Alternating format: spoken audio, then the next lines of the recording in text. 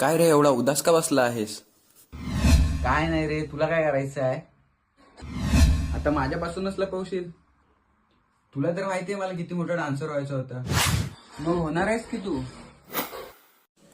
पण माझ्याकडे वेलच नाही आहे रे. खरंच वेळ नाही की तू वेळ काढत नाहीये?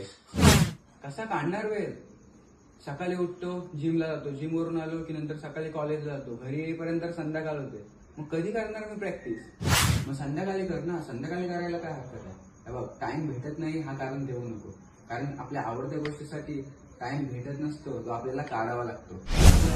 जबाबदारीच्या ओझ्याखाली आला की नाही आधी आपल्या स्वतःच्या स्वप्नामागे धावत राहा, कारण नंतर असं नको व्हायला की तू बोलशील माझ्याकडे टाइम होता पण मी नको त्या फालतू गोष्टींमध्ये टाइम वेस्ट केला आणि आता मी माझं स्वप्न पूर्ण करू शकलो नाही.